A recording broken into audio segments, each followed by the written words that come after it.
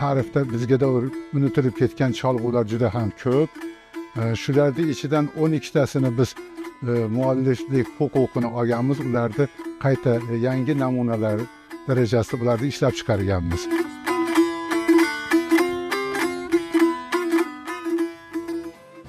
Music and its instruments have long been associated with life along the Silk Road. In many traditions, they were seen as a way to influence emotion, bring energy, and accompany important moments in life. In Andijan, in the east of Uzbekistan, these ideas are reflected in the ongoing work of instrument makers and performers. From the time of Amir Timur to the present day, musical instruments in Andijan have remained an important part of cultural life. Their sound continues to connect generations of audiences and musicians.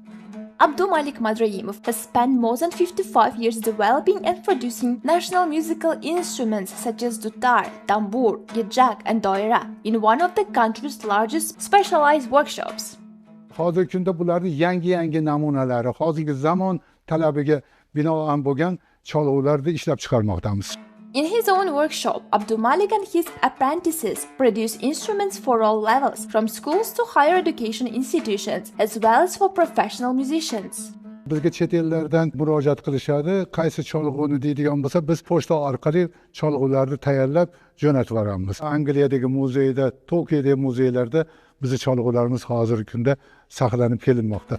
While in Andijan, instruments are reconstructed and refined in workshops in the southern region of Surkhandarya, they are part of a living oral tradition. Bakhshi performers carry epics through memory and improvisation.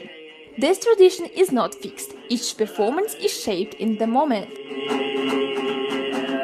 Bakhshi learned by listening, not by reading notes. The melody passes from one generation to the next, from hand to hand, from voice to voice. Oddiy xonandalar ular yodlab olib aytadi. Bakhshi yodlamaydi, birdaniga to'qib ketadi. Har bitta bakhshi o'zining ovoziga, so'ziga moslab do'mbrasi bilan chaladi.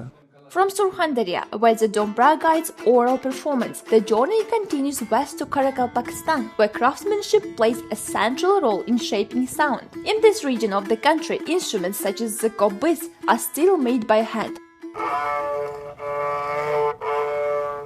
Here in Karakal, Pakistan, traditional music remains an important part of cultural identity.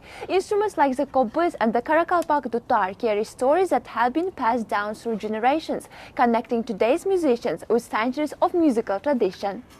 But preserving that sound depends on a precise and time-consuming process, where every material and every step affects the final result. Ең баста бұл материал ағаш тұттан жидеден істелінеді. Тұттың жарпағы сарғайып жерге түскен уақытлардан бастап кесеміз бұл ағашларды. Бір айда жерге көміп қоямыз. Сондан кейін бұл ағаш шығарып алып, бірінші дәстесі істеліп басталады. Қобыз екі бөлімнен болады. Бірінші дәсте бөлімі, кейін кесе бөлімі істеліп басталады. Бүйірді түйенің терісімен қаплаймыз. Тарын аттың құйрық жалынан салынады. Қобыздың бәрі өзі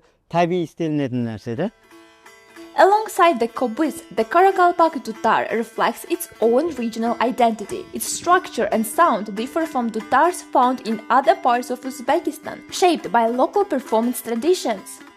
Karakalpak'ın dutары басқа миллетлердің сазасуағына қарағанда ses шығарушы аралығы кішілеу болады. Басқа миллетлердікі дәстесі ұзын болады. Мыналарда енді 13 берді, оларда 24 берді. A new generation is discovering the kobis, learning to express emotion through an instrument whose origins are linked to the story of Korkut Ata. Qobuz pirli asboblarning biri deydi. Жоғалып ketib баратырған qobuz asbobimizni mineki UNESCO'ning tizimine kirgizib, bizlarga qobuzga dokument olib berdi. Today, young performers are learning the dutar, continuing a tradition where Bakhshi once shared stories with entire communities through night-long performances. Bizlerin Karakalpak bakışçılığınдағы bizlerin asbabımız, yani alam oynak dutarımız, atkarı yolları, onlar işki dağız деп айтады. Bizler aşık dağızda qaramız bakçılar yani. Today, these instruments remain part of everyday life in Uzbekistan, produced, taught, and performed across generations. Senin arkana